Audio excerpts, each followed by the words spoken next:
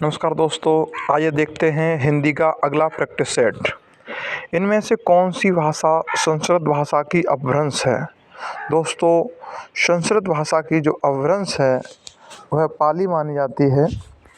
अपभ्रंश आधुनिक भाषाओं के उदय से पहले उत्तर भारत में बोलचाल और साहित्य रचना की सबसे जीवंत और प्रमुख भाषा थी। भाषा वैज्ञानिक दृष्टि से अपभ्रंश भारतीय आर्य भाषा के मध्यकाल की अंतिम अवस्था है, जो प्राकृत और आधुनिक भाषाओं के बीच की स्थिति है। व्याकरण शास्त्र में संस्कृत से इतर शब्दों को अपभ्रंश कहा जाता है।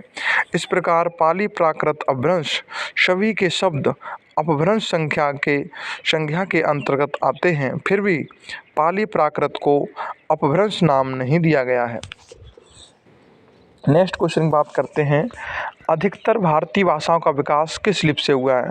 दोस्तों, अधिकतर जो भारतीय भाषाएं हैं उनका विकास ब्राह्मी लिपि से हुआ है।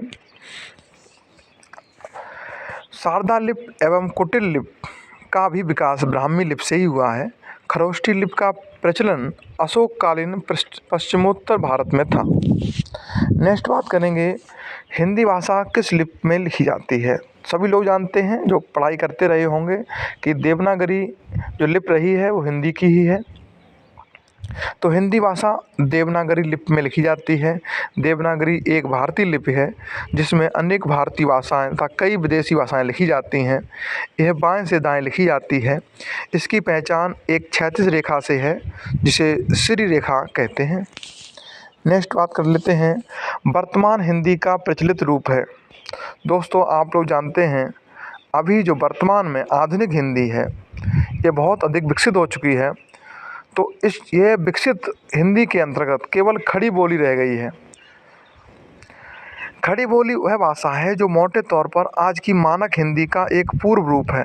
भाषा विज्ञान की दृष्टि से इसे आदर्श हिंदी, उर्दू तथा हिंदुस्तानी की आधार स्वरूप बोली होने का गौरव प्राप्त है, किंतु खड़ी बोली से आपस में मिलते जुलते अनेक अर्थ निकाले जाते हैं। हिंदी भाषा की बोलियों के वर्गीकरण के आधार पर छत्तीसगढ़ी बोली है। किस तरीके की बोली है दोस्तों? छत्तीसगढ़ी बोली जो है छत्तीसगढ़ की है, जो कि छत्तीसगढ़ साइड में ही बोली जाती है केवल। और छत्तीसगढ़ पड़ता है आपका पूर्व में, तो यह पूर्वी हिंदी की एक बोली है। पूर्वी हिंदी में अवधी, बघेली और छत्तीसगढ़ी आ जाते हैं।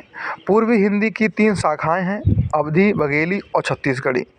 अवधी अर्धमागधी प्राकृत की परंपरा में है। यह अवध में बोली जाती है।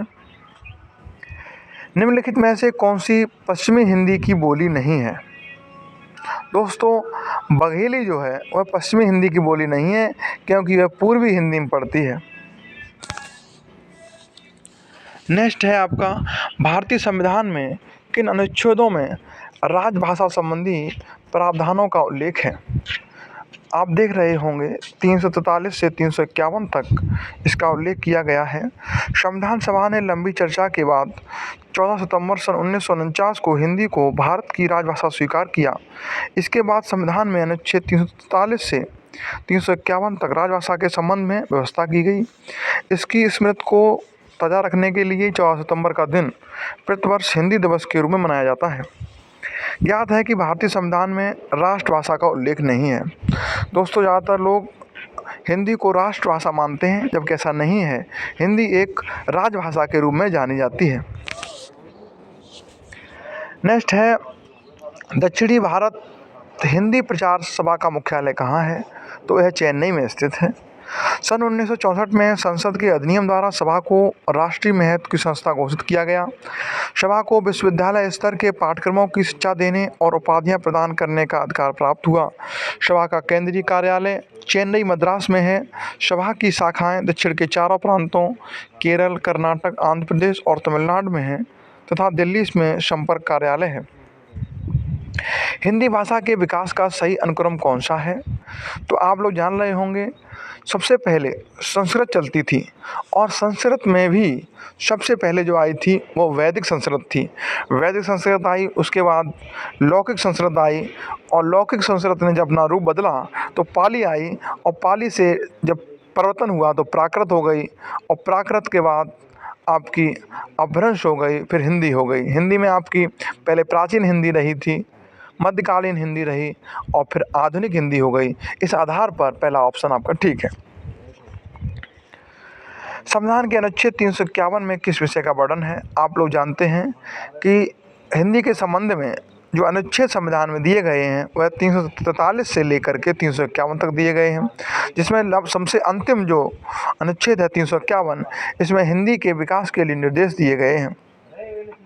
शंका यह कर्तव्य होगा कि वह हिंदी भाषा का प्रचार प्रसार करे, उसका विकास करे, जिससे वह भारत की सामाजिक संस्कृत के सभी तत्वों की अभिव्यक्ति का माध्यम बन सके और उसकी प्रकृति में हस्तक्षेप किए बिना हिंदुस्तानी में और 8वीं अनुसूची में विनिर्दिष्ट भारत की अन्य भाषा में प्रयुक्त रूप, शैली और पदों को आत्मसात करते हुए और जहाँ आवश्यक या वांछनीय हो वहाँ उसके शब्द भंडार के लिए मुख्यतः संस्कृत से और गौड़तः अन्य भाषाओं से शब्द ग्रहण करते हुए उसकी समृद्धि सुनिश्चित करें।